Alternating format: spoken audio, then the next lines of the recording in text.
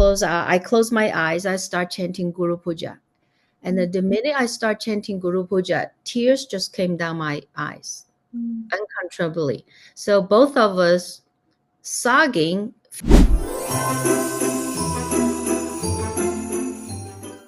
Hello and welcome back all to this new podcast. And today I have Manhu, our special guest. She is from China and she is the first teacher in China. So let's welcome her to this podcast. Hi, Manhu. Hello, thank you for having me. It's my pleasure. Yeah. So let me start by asking you that how did you start the Art of Living journey? How did you come to know about it in the first place? And what's I it came to? to Art of Living when I was in my mid 30s. I Mhm. had a business. I had a business in the US and I had a business in China. So I had my first child and I went back to China to run the business operation in China. Mhm. And it was a cultural shock for me because I was born in China. I grew up there. But during my high school, I moved to the US.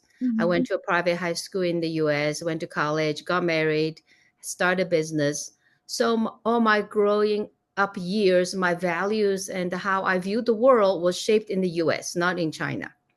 So when I went back to China in my mid 30s, it was an anti-cultural shock for me because I look Chinese and I speak the language, but I don't think the way they do. So Mhm. for me to run my business in China, it was a family business. It was very difficult because me and my employees, we don't see eye to eye and they don't understand me and I don't understand them either. So it was that cultural shock for me. Um, Give me a lot of pressure. I was under a lot of stress. And on top of it, running a family, having small children. So all of that caused a lot of stress in my life. And when I went to see my doctor, I wanted to find some way to calm my mind so I can run the business, run my family. And I went to see a Chinese doctor.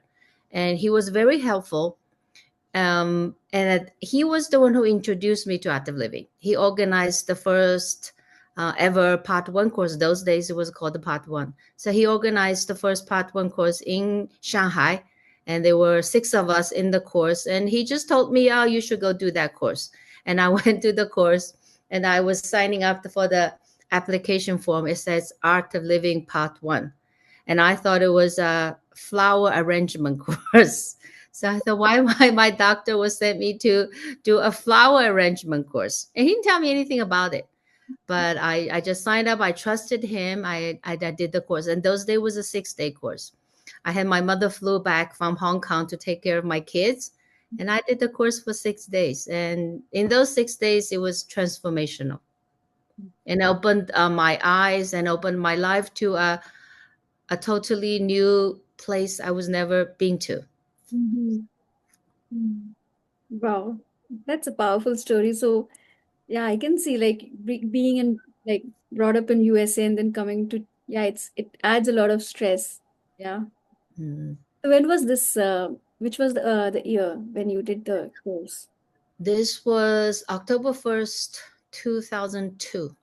2002. Okay. Okay. And who was your teacher? Out of curiosity. Yeah, my teacher's name is Vita Liao. Mhm. She was the first Chinese teacher ever in Art of Living. And Okay. she used to be with TM, and when Guji was with TM.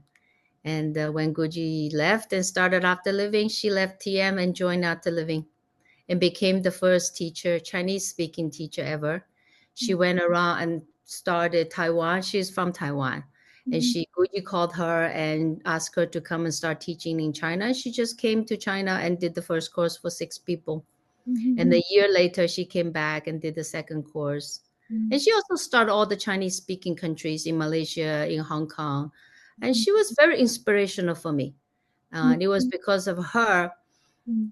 when when she started teaching us in China, Mhm. we didn't talk about Guruji at those days. Yeah. It was still a very a different time era of in China.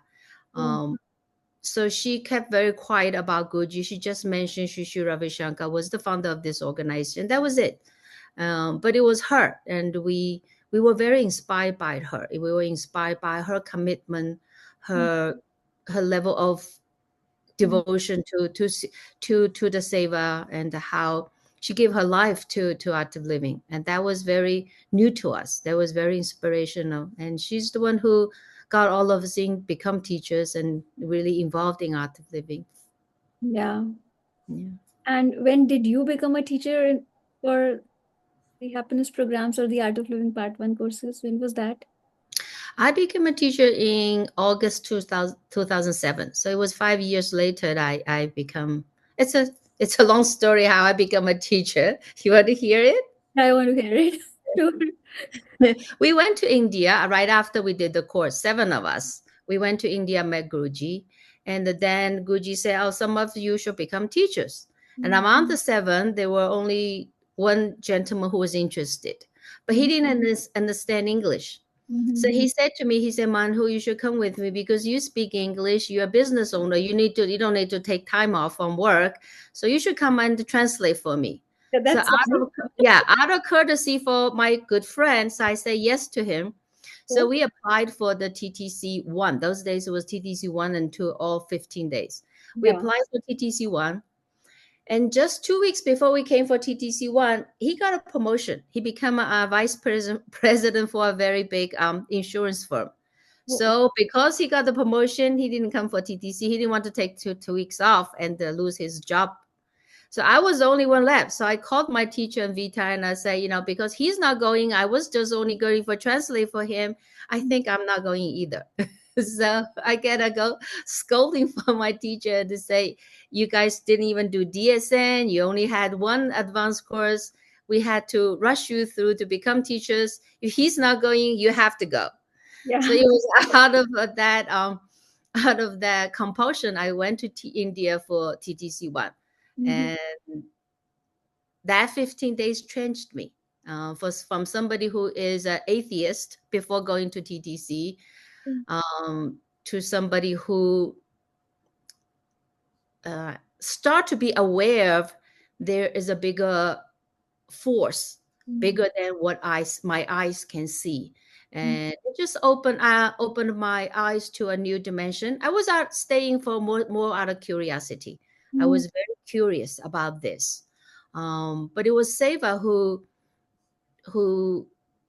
it was part of the seva, and how art of living we stress so much emphasis on the seva, of serving the other people. These are the one who attract me. The seva powers will attract me to art of living. Yeah.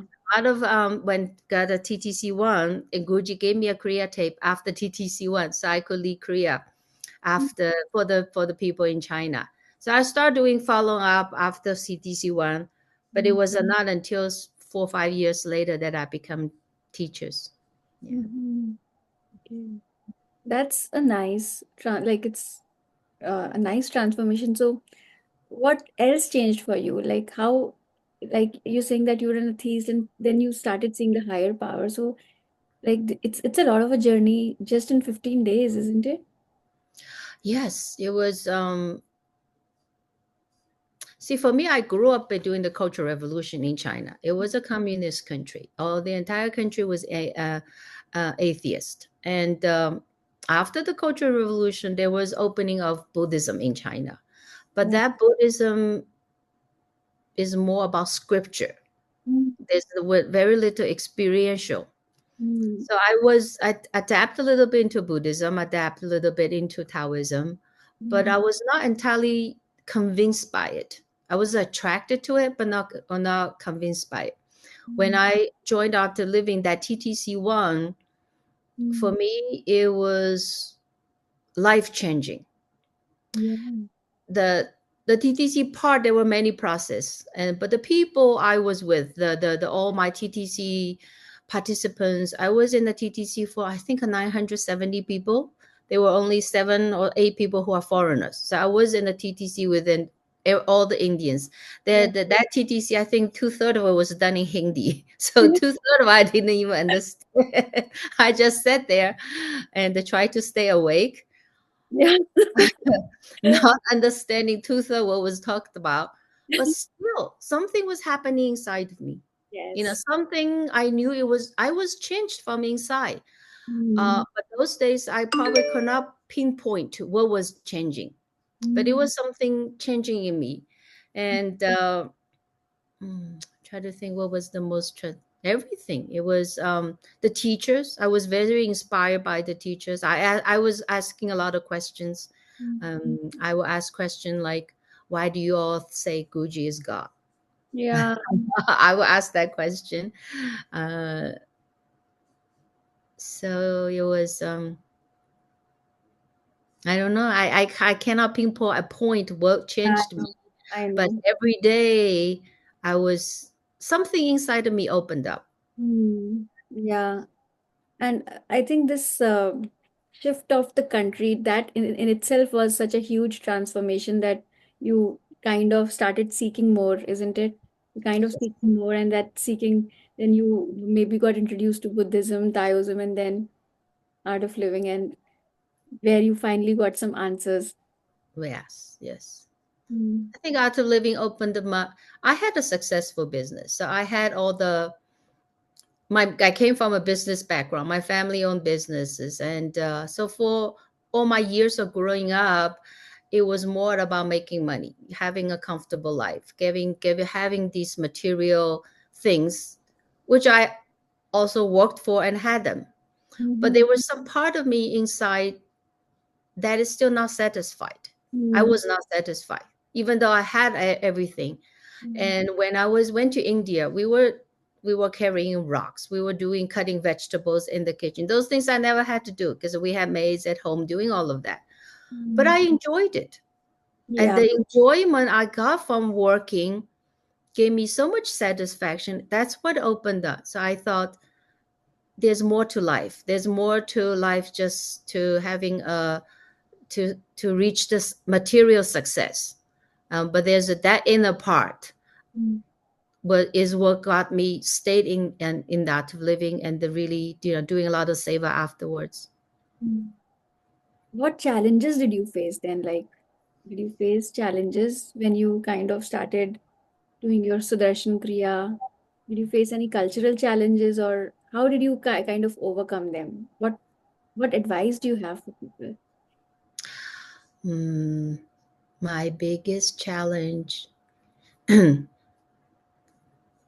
before art living, my life was very smooth. I had no challenge at all. I had easy life. I had good schooling, good parents.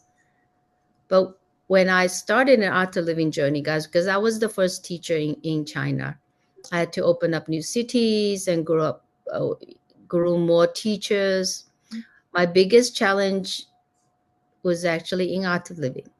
Mm-hmm. Um, the because art of living is after an organization like any other organization. We have people from all different walks of life. We have people who came in with all different views, backgrounds, and different purposes also. So, Mm-hmm. in order to have everybody together and work towards a common goal, that was not an easy task. It was much easier to run a business because I can tell them what to do. I can set a goal and I say, charge ahead, let's achieve that in 6 months, let's achieve that in 9 months. Much easier. In art living, none of those tools we can use with volunteers. Yes. So that was the most challenging for me. That in order to work with it, all volunteer-based organizations, still trying to achieve the goals, not deviate while we were here, and taking care everybody's growth along at the same time, get the work done. That balance was the most challenging for me. Yeah. It's still a challenge. Right, okay.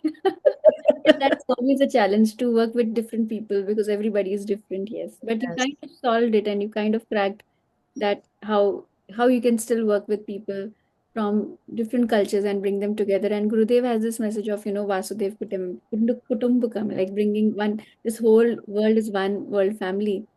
So I would like to learn a little bit more on your projects. Like, how did you manage all these things, bringing people together? Because I see that there is a lot of belongingness that you must have, uh, cultivated between the people over there. Mm. It's not an easy task, but it was only through Guruji's teaching. Mm-hmm. And that's true to what Guruji says about Vasudeva Kutumbakam. We are all different. Sometimes, most of the time, we try to be with people who are like us because it's much easier.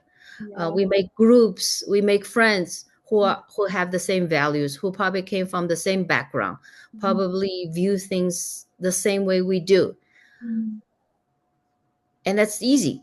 Mm-hmm. And we try to form our life in that sense. Yes. But in art of the living, having a living guru is the guru will throw you into a situation that you cannot control. It is out of your control. And he will be throwing for me, I was thrown into a situation that I had to work with people who are very different from me, who came from different backgrounds, who sees things and do things very differently. Mm-hmm. So in the beginning, obviously, I reject that. My first way of reacting to it is try to conform. Like I used to run my business, I conform everybody to the way I want them to do, and Yeah. that failed. I failed miserably, miserably in that. Yeah. And then it's again staying do the kriya. When I do the kriya every day, then I stay centered. I listen to Guji's knowledge, and through the knowledge, you see, just let them have their way, because it's possibly also it will also work. Mm-hmm. It's giving other people their way of doing things, giving them the power and the space for Mm-hmm. them to do what they want to do, and ultimately we Mm-hmm. all come to the same end. Yeah. But how to get to it, we could have a different views. Yeah. The Mhm. means is not the end, right? Is that correct? Like that's what we say, right? Yeah. Yeah. So like people think differently in different cultures and in different countries, but if the goal is same, then however and whatever they are trying they do, but the goal is same, then everything comes together, and that's a skill to develop. Yeah. Yeah. And that's the beauty of art of living. I think art of living is where we truly embrace all different cultures, people from different walks of life, people have different likes and dislikes, but yet we still work together Mhm. despite all our differences, and try to find a common ground among all the differences. And that's the strength of art of living. And that's the strength the world needs today. We are so divided among nations, divided within the nations, in gender division, in political divisions. But we need something to unite us, not to divide us. It's easier to see the division. It's harder to see the common among all the differences. Yeah.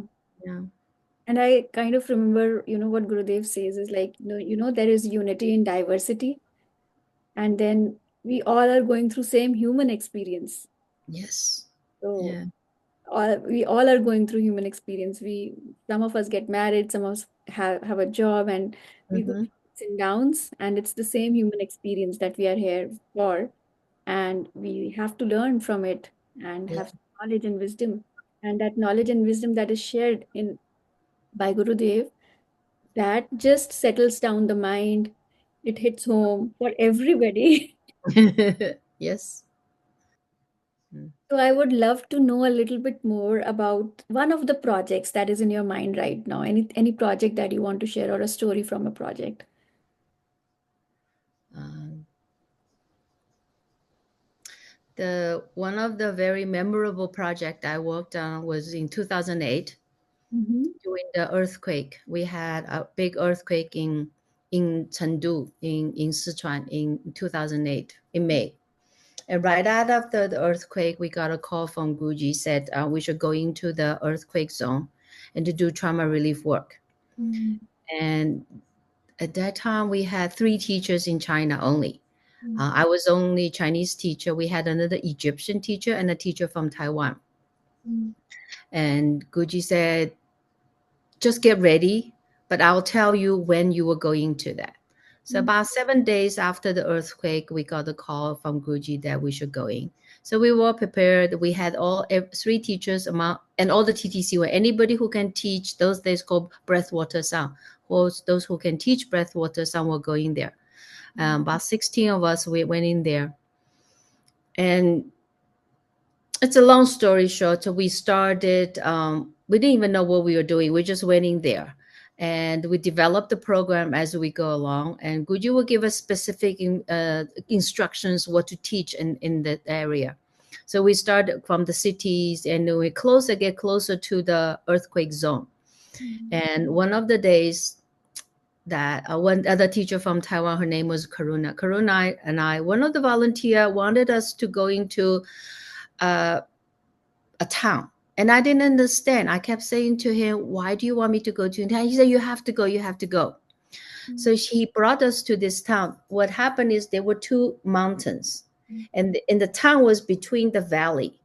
And when the earthquake happens, the mountain shifted, the whole town got caved in the one afternoon. That whole town vanished.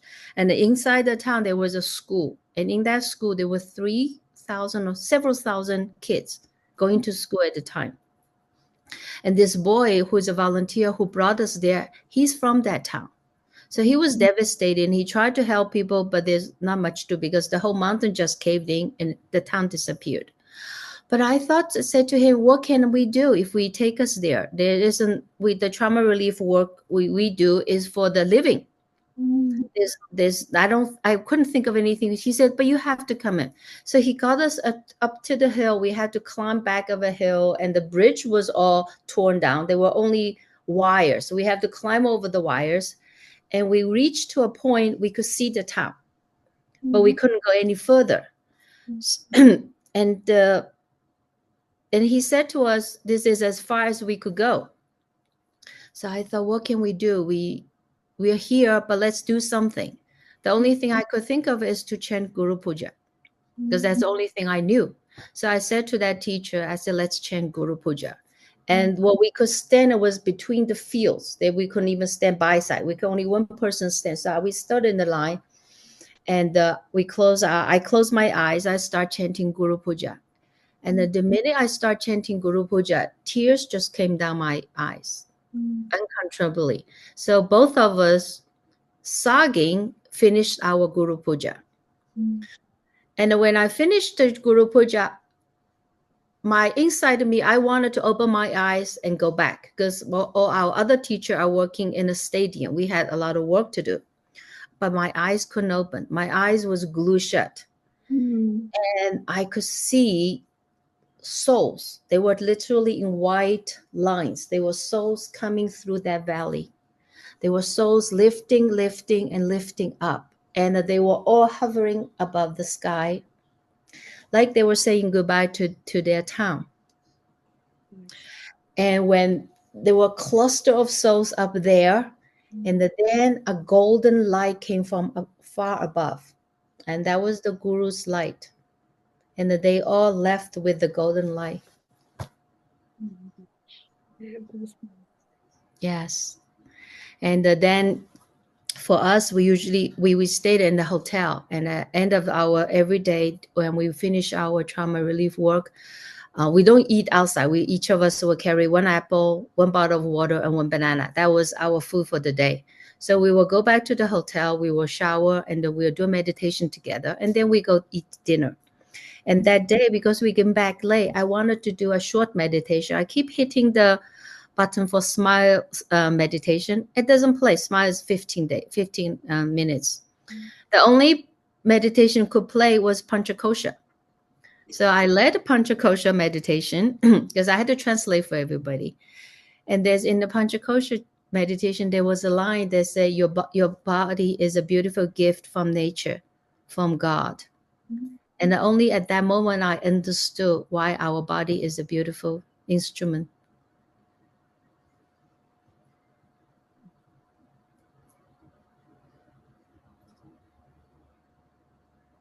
So sometimes we are there to do seva, maybe not for the living. There are different realms that we don't see. There are souls who need to be elevated, And he showed you that, and he chose you for that. So that's why we are his instrument. Mm. Amidst all that chaos, there is also knowledge. Yeah. In those days, we were there for, I think we were there for 2, 3 weeks or seven. We get up 4:30 in the morning. We don't finish until 11:30 at night. We do, but none of us get tired. None of us were ever tired. We were never short of food. We were well taken care of. None of us got sick. And my Egyptian friend who were in China working for 20 years.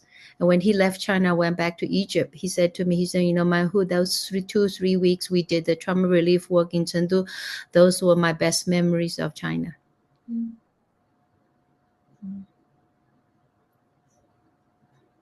It's amazing. Thank you for sharing. Really, thank you for sharing such a beautiful experience with me and with everybody. Yeah,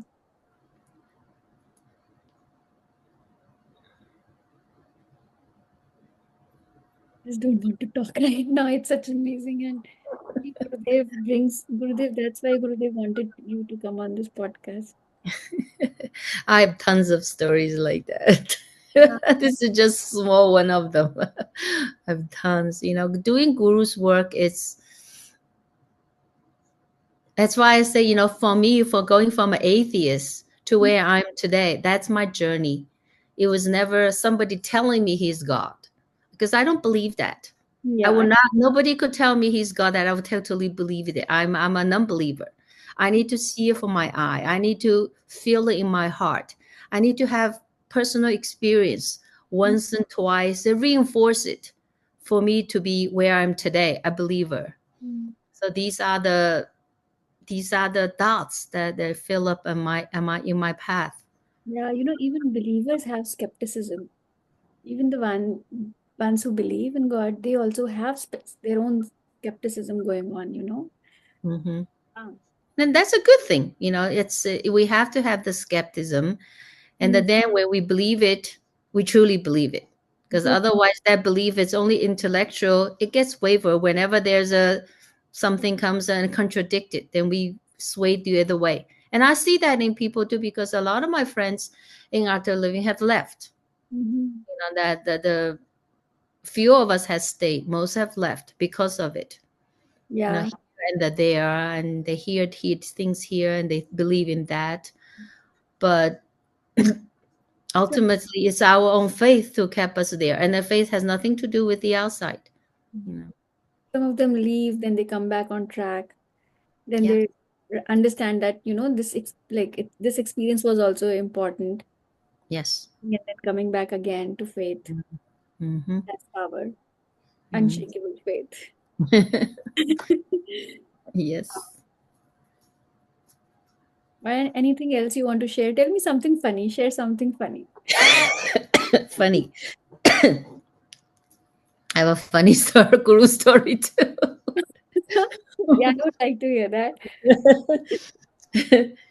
Years ago, Guruji was coming to China, and I think a few months before that, we were in Bali, and one of my best friend who was art of living teacher there, he started business making um, walnuts, cashews. He make some good cashew. He had a cashew factory, so he gave me 2 bags of his cashews, very flavorful, good taste. So we opened them a bag, and it was really good. And my husband loved it. My husband is also art of living teacher. He loved it. But then Guji's coming, and he wants the second bag to give it to Guji because it's still tasteful. He said, "I'll save it for Guji." So we were getting his room ready for his visit. So he brought that second bag of cashew for Guji. But in his heart, he has a sliver of thought, only in his heart.